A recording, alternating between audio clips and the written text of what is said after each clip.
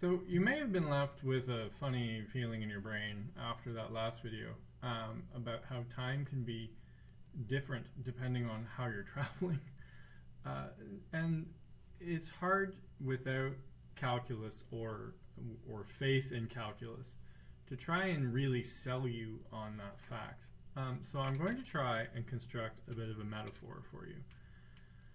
The entire problem with space and time is that space-time is curved. So I'm going to write that statement down for you. Space-time is curved. So the two issues in there. First off, space and time have been combined into one compound word, space-time, sort of implying that the fabric of what you move about in is not just an x, a y, and a z, but it's an x, a y, a z, and a time. And that should make some sense. You aren't a three-dimensional object, you're a four-dimensional object, because I occupy different space at different times. So if I want to know where you are, I have to know where you are this way, I have to know where you are this way, I have to know where you are this way, but then I have to know what time it is, because your location within that grid will have been different at different times. So first off, we have to acknowledge that we're working in a four-dimensional space. And then that four-dimensional space is a curve in 4 dimensions. Now you're okay with a curve in 3 dimensions, right? We've all seen a hill before. So you just have to try and imagine what a 4-dimensional shape would look like, and then make a hill of a 4-dimensional shape. Let your brain stew on that one for a minute. So we're going to go down to like a 2D example because it's a little easier to wrap your brain around. So for example, you happen to live on a planet that happens to be a curve. So you live here, and maybe you're trying to go to your house over here. Not to scale. Now the thing about living on a curve is that if you want to get from here to here, you don't get to travel along the straightest path. You have to travel along the circumference of the planet in order to get to your house. So those of us who are traveling at 0 velocity are traveling along this arc, right? Like it's taking us not the minimum amount of time to reach the destination. Those of us who could travel at the speed of light would be able to go directly through the planet, bypassing the curvature. So if we forget all that speed of light nonsense, just looking at the path you would have to walk along a sphere to get from here to your house, you can see that there are multiple paths to get there, and that this is the shortest one. And to try and help you reconcile the fact that weird stuff happens when you start taking the non-traditional path, imagine what this path looks like. Well, first off, you have to dig a hole through the earth in order to accomplish that. Okay, so fine. Next, here, let me draw it. Let's drill a hole. Gross. Okay, now I'm going to take this dude here and I'm going to rotate the ball so that this person is standing on top. There's the earth. There's the dude. Now, do you notice that this tunnel is not going straight down from the dude, it's going off on an angle. So there's straight down. And the tube is doing this. Now, on the other side, I have the house. And you notice that from the house, the tunnel is not pointing straight down. It is also going on a slope, like this. So, if you are watching You put this guy on roller skates, and then you let this play out. If this person was on roller skates standing in a tube like this, they would roll downhill. And then they would get faster and faster and faster as they went, and eventually that tube would turn around and it would have to go back up to get to the house. So what you'd see from this perspective, the true perspective, is this person going on a straight path from there to there, and they're getting faster and faster and faster up until that point. They'd achieve their maximum speed at this point, and then they'd start to slow down. And if we could pull all those like cheater tricks like no friction and no air resistance, this person requires no energy to do it. They simply release the energy bound up in them from gravitational potential energy to fall to here. And then because they have a certain speed, by symmetry, they have enough speed to rise to this place. So not only is this pathway shorter, but it also requires no energy. You just slip through it. Well, that's weird, right? From this perspective, it looks like you've done this. So how is that an option? And it actually takes more energy for you to travel this way than it does for you to do that. Like, you have to actually walk in order to get there. You have to expend some energy. Here you just fall and then unfall. So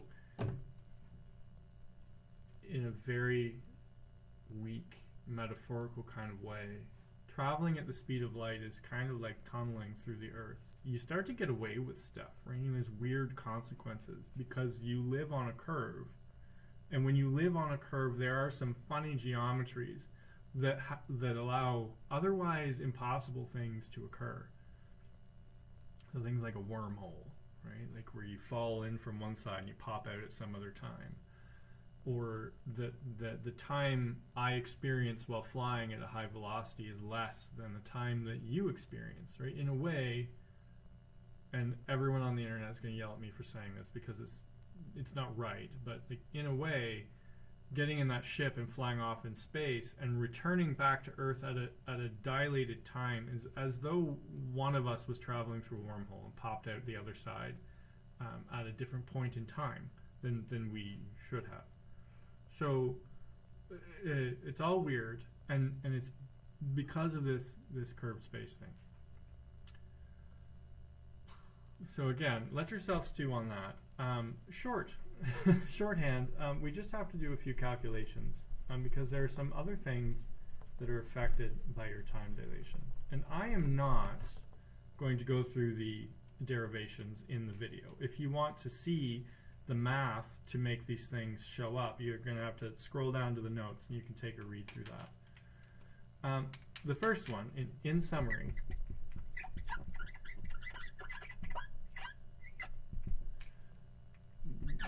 the time for a resting observer, so that was Edwina, is the Lorentz factor multiplied by the time experienced by the object in motion. So you experience more time if you're at rest. The mass observed by someone at rest is also amplified. Mass moving. So if you are in this craft and you feel like you weigh 100 kilograms, then the person watching you go by is going to see your mass increased by that Lorentz factor. So they will see gravitational effects, they will see like a momentum collision type effect. Anything that involves your mass has to look like you're this many times heavier. So at 99% of the speed of light, I think our gamma was 7. So if you were traveling at 99% of the speed of light, your body would look like it was 700 kilograms to that person at rest. The third thing that changes is that the length observed by the person at rest is the length observed by the person who is moving, but divided by the Lorentz factor in the direction in which the craft is traveling. So if I was in the ship and I thought it was 10 meters from front to back and it was traveling this way, you would see it compressed. So that ship would look like it was squished up, which is amusingly exactly the opposite of what like Star Trek or Star Wars shows when something is traveling light speed. They have stars stretched out. They should look compressed instead of stretched out. Okay, good. So what do you have to do with this? Well, suppose you had a ship. Suppose a 400-meter long vessel with a mass of, I don't know, let's make it 8 million kilograms, is traveling at 0.9 times the speed of light. So 90% of the speed of light. For 10 years as observed by its occupants.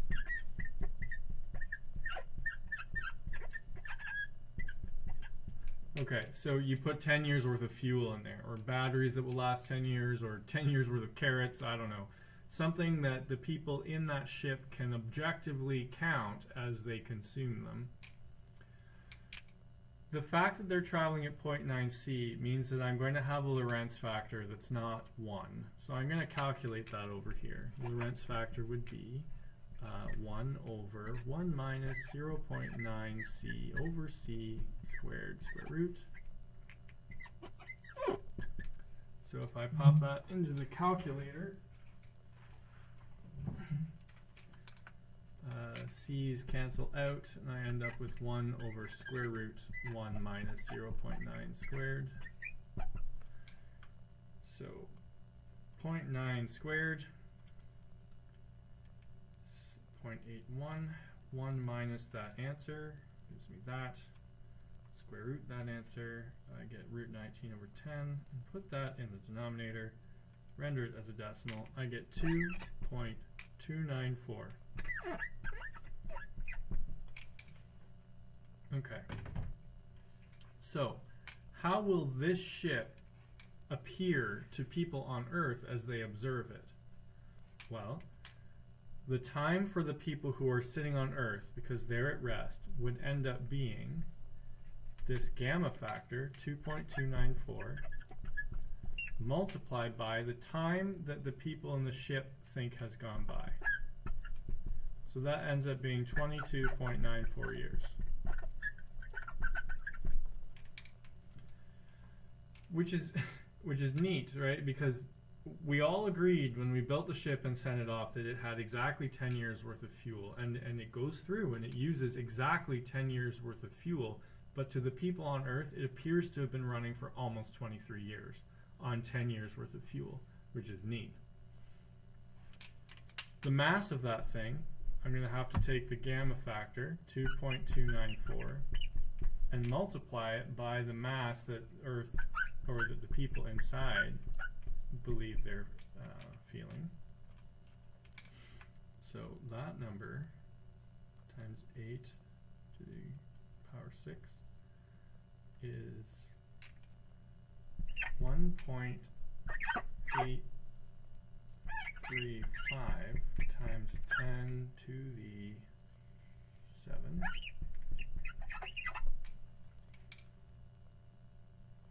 So we've packed on some extra kilograms. And the ship, the people inside it can walk from front to back, and they think it takes 400 meters to do so. But to those of us watching from Earth, that ship has been compressed in the direction that it's traveling, front to back, by a factor of 2.294. So the length of that ship would end up being 174.36 meters. So, as you watch the ship go, if I'm on Earth and watching the ship do that, and keep in mind, these people feel completely normal while this is happening. Folks on Earth see them taking much longer to do things, so they're doing them more slowly.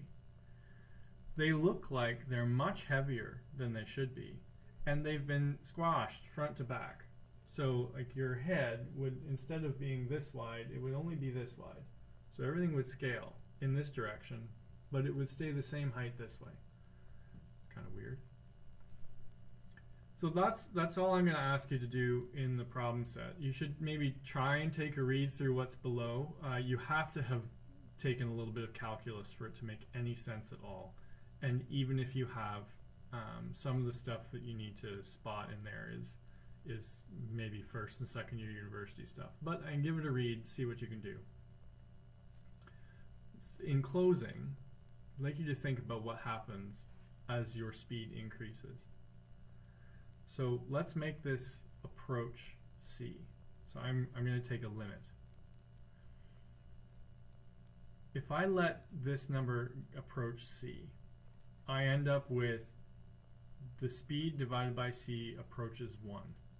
1 subtract 1 would be 0. Square root of 0 is 0. 1 divided by 0 is infinity. So I would put infinity here. Right? This gamma factor is going up to a massively large number. So my 10 years experienced in the ship would look like an infinite amount of time to people on Earth as you hit the speed of light. So it takes you forever. Earth ceases to exist in your 10 years of experience in that craft. Your mass, you appear to achieve infinite mass. Now that's another reason why you can't go faster than the speed of light. Your relative mass increases to infinity. And because energy, kinetic energy, is 1/2 mv squared, as you inch closer and closer and closer to the speed of light, it takes more and more joules to knock you up those extra things on the speedometer because your mass is increasing as your speed increases. If I put an infinity down here, 400 divided by infinity is 0.